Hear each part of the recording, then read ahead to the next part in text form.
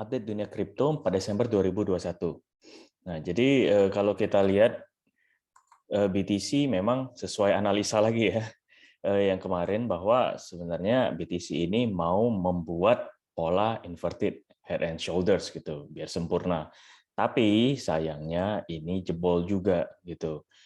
Jadi ini sudah invalid gitu ya. Nah, ini tanda panah yang saya bikin di VIP kemarin. Ternyata masih jebol, ya apa boleh buat. Nah, ini apa namanya? Nggak lain nggak bukan ya karena banyak kekhawatiran di market gitu ya. Ada yang bilang tentang Evergrande, ada yang tentang apa The Fed gitu ya, yang apa presiden yang dari Saint Louis itu, yang saya ada post juga di YouTube gitu ya kemarin malam, tapi berupa post aja bukan video. Nah, dia mengatakan bahwa apa namanya inflasi ini sudah tinggi lah intinya gitu ya, berbahaya. Jadi kemungkinan akan mempercepat gitu tapering. Selesainya itu kemungkinan Maret dia bilang. Nah, tapi kan itu pernyataan dia, belum ada keputusan final gitu. Dan juga ada apa kekhawatiran tentang Omicron ini yang memang belum eh, apa namanya belum ada istilahnya solusinya sejauh ini ya, malahan terus bertambah. Jadi memang kekhawatiran-kekhawatiran ini banyak sekali terjadi sekarang gitu ya. Nah, coba kita lihat dari apa namanya dari CoinDesk ini mereka bikin artikel tadi subuh. Nah, dia bilang drop di bawah 56, momentumnya semakin lambat, supportnya di 53. Nah, tapi support juga sudah jebol seperti saya bilang tadi ya. Nah, jadi memang nggak kelihatan bagus sih sejauh ini gitu. Apakah akan jebol lagi nanti kita coba lihat secara teknikal ya. Jadi kita nggak apa namanya nggak menebak-nebak gitu. Ini sesuai data aja. Apakah benar atau salah ya kembali lagi nanti waktu yang menentukan. Nah kalau Fear and Greed sejauh ini 25 jadi turun 6 poin. Kembali ke Extreme Fear.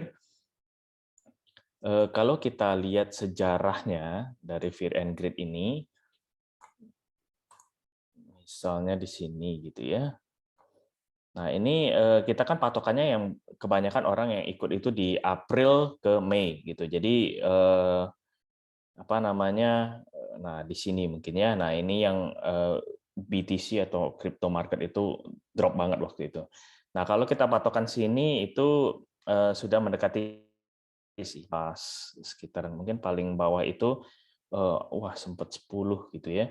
Nah, jadi apa namanya? Ya memang ada sedikit tendensi, sedikit kecenderungan mungkin ke sana kalau kita lihat dari crypto apa Fear and Greed ini. Tapi ini apa namanya? Saya ingatkan lagi ini bukan mau menyebar FAD atau bagaimana, saya cuma analisa berdasarkan data aja. Tolong dior lagi gitu ya. Karena banyak apa namanya? Pertimbangan-pertimbangan lainnya bagi teman-teman tentunya. Nah, kalau untuk secara on-chain bearish kebanyakan ya dari exchange pun memang netral. Kalau futures kurang bagus. Nah, terus kalau kita lihat dari indikator futures ya, open interest dan juga funding rate itu cukup dalam sih turunnya. Jadi menurut saya memang optimisme sudah sangat berkurang gitu ya di market kalau berdasarkan data ini. Daily nggak begitu kelihatan, kalau kita lihat per jamnya itu jelas sekali. Karena ini saya udah bagikan di channel VIP juga sih, jadi makanya saya udah tahu datanya. Bagi teman-teman yang mau join channel VIP bisa lihat ya di apa namanya kolom komentar, itu bisa kontak kita langsung juga ke WA gitu. Oh, sorry, bukan kolom komentar, ke kolom deskripsi. Nah, ini kalau kita lihat ya, open interest yang pasti drop dan belum ada kenaikan signifikan, ya nggak naik tinggi gitu. Kalau mungkin di sini udah oke. Funding rates turun juga. LTH SOPR masih flat ya. Jadi memang tentu logikanya long term holder yang nggak mungkin mau TP kalau lagi fear begini ngapain gitu kan, harganya lagi turun banget gitu. Nah, kita sekarang ke chart. Nah, ini yang menarik gitu ya. Nah, ini kalau 4 harian, Ini seperti saya bilang tadi, inverted head and shoulders-nya sudah invalid. Sayangnya saya harapkan kemarin sebenarnya pantul di sini gitu. Udah mantul di sini bisa nembus trendline, neckline gitu ya, udah bagus banget. Nah, cuman enggak, jadi kita hapus aja ya. Sangat disayangkan sih. Tapi ya apa boleh buat, marketnya memang begitu. Yang penting kita sudah was-was. Saya juga ada ambil short satu posisi kemarin di Uni gitu, ya lumayan lah. Nah ini jadi ini ada trend line-nya yang sudah saya bikinkan ya. Kalau ditarik dari apa namanya candle sebelumnya gitu. Terus juga ini ada support yang lokal gitu. Tapi karena support lokalnya sudah jebol, yang tadi kayak CoinDesk juga bilang 53K, apa namanya, jadi ya udah kita patokannya sejauh ini di trendline aja. Kalau misalnya kita lihat lebih jauh, tentunya di satu harian, oh ya nanti technical otomatisnya nanti kita cek ya. Nah lebih jelas lagi ya. Jadi sudah mendekati sih. Ini kira-kira poinnya di 51 ya, mungkin 51.800-an gitu ya. 51.800-an. Nah, coba kita ambil lebih jauh lagi ke weekly. Karena ini kan sudah supportnya agak jauh, jadi semakin besar time frame-nya semakin kelihatan gitu. Nah, ini kita bisa lihat bahwa supportnya itu sekitaran di sini ya. Ya kita buletin lah 50K karena itu juga apa harga psikologi gitu. Kalau misalnya di bawah 50K ya bisa dikatakan kita udah masuk ke bearish gitu ya. Ke ya momennya udah nggak begitu bagus lagi. Semoga nggak sampai ke sana gitu. Cuman kalau kita lihat dari apa namanya tadi ya data-data tadi ini masih jelek semua. Jadi masih tendensinya atau kecenderungannya ke bearish. Jadi masih ada kemungkinan dia turun. Nah, kalau misalnya untuk satu harinya ini sell gitu ya. 4 jam sell. Kita ambil lebih jauh deh. Satu minggu masih buy. Jadi mungkin minggu depan masih ya ada harapan. Kalau untuk terutama hari ini weekend lagi ya dan besok saya rasa masih kurang bagus. Jadi lebih ke bearish semua sejauh ini. Jadi patokannya, jadi kalau misalnya pun sekarang BTC mau coba naik, saya rasa mentok di coba kita lihat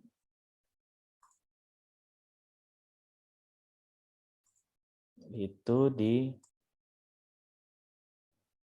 kalau dari Vibo pun belum kelihatan ini 4 jam. Coba kita naikin jadi satu hari. Masih juga jauh. Weekly. Nah, ini lebih kelihatan. Kalau support secara Vibo itu di sini kan ya, 49826.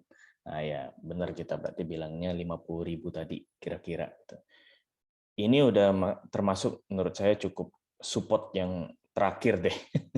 Karena sudah apa jebol Bollinger bawah, Bollinger tengah, terus juga trendline udah jebol, ya ini support udah terakhir. Jadi kalau misalnya memang jebol lagi turun ke bawah, ya udah. Makanya saya bilang ya itu bisa berarti kita masuk ke daerah bearish gitu ya. Apakah berarti kita nggak bisa trading? Ya bisa, masih bisa kita. Apalagi kalau main futures bisa short, bisa long gitu ya. Tapi menurut saya sekarang scalping aja deh. Kalau enggak, tadi saya ada info ke VIP juga dan sudah TP tadi posisi apa namanya kita main jam atau micin gitu ya. Jadi apa namanya mengapa pilih itu? Karena koin-koin atau token-token itu nggak ada per BTC-nya. Jadi nggak begitu berdampak gitu dengan BTC. Kalau misalnya drop pun BTC ya pasti ada lah ya dampak sedikit gitu. Nggak seperti misalnya ETH atau apalagi yang top market cap ya itu pasti udah gila-gilaan deh turunnya. Nah, tapi kalau micin atau gem gitu ya, atau yang nggak ada pair BTC, atau yang ada pair BTC tapi juga lagi uptrend gitu, ya still oke gitu. Nah, jadi itu ambil pertimbangannya di situ ya. Karena kalau kita lihat dari BTCD-nya itu masih mendukung gitu. Nah, sekarang posisi kan 41,83. Jadi masih sesuai skenario gitu. Skenario kemarin kan ya. Oh, ini yang saya share di VIP. Oke, ini turun terus naik. Nah, pas kali mentok di resisten. Nah, agak turun sedikit kan ditolak, kemungkinan tembus lagi naik ya, tapi masih di 42 masih ini masih oke lah. Gitu. Apalagi ini juga ada resisten cukup besar gitu ya. Mungkin nggak tembus bisa balik lagi. Jadi altcoin masih ada harapan gitu. Tapi hati-hati. Nah, makanya saya bilang tadi lebih bagus cari altcoin yang memang nggak ada hubungannya dengan BTC atau dominasi BTC itu kecil ke altcoinnya atau memang pair dengan BTC-nya lagi oke gitu ya. Jadi kita patokannya lihat dari situ bukan per USDT kayak gini. Jadi misalnya ETH, BTC gitu ya. Nah, kita bisa ambil kesimpulan lah kira-kira di situ. Nah, mungkin sejauh ini begitu dulu ya untuk apa namanya secara teknikal, secara juga berita tadi memang sedikit kurang bagus. Ya, harapkan yang terbaik lah untuk market gitu ya. Jadi patokannya tadi itu 50.000 di support paling besar gitu ya. Kalau misalnya mau cek kemarin tuh sudah sampai 51.800-an itu karena liquid long. Jadi makanya langsung mantul cepat. Kalau yang bikin wick ke bawah itu kebanyakan liquid long. Saya tahu dari mana saya dapat alert gitu ya. Saya ada alert di CryptoQuant untuk untuk langsung tahu gitu secara real time. Misalnya miners jualan kayak itu pernah saya share juga di Telegram channel ya. Atau banyak BTC masuk ke exchange gitu yang pokoknya yang berbahaya lah ya menurut saya. Nah, terakhir itu long liquid long gitu yang banyak gitu. Jadi sekali berurutan gitu ya. Ini ke liquid ya otomatis harga ya pasti drop. Nah, jadi kemarin itu terjadinya begitu, makanya mantulnya juga cepat gitu. Nah, sekarang kalau misalnya pelan-pelan turun sesuai indikator kita tadi ya bearish dan memang tembus, ya udah apa boleh buat gitu. Jadi memang berita nggak begitu bagus ya teman-teman, karena udah banyak tadi jebol pola IHNS, terus ada ini sempat nyentuh ke Bollinger segala macam ya seperti saya jelasin. Secara indikator juga dari futures juga turun jauh, jadi belum sebenarnya waktu yang tepat untuk serok. Tapi ya kalau mau tipis-tipis still oke lah.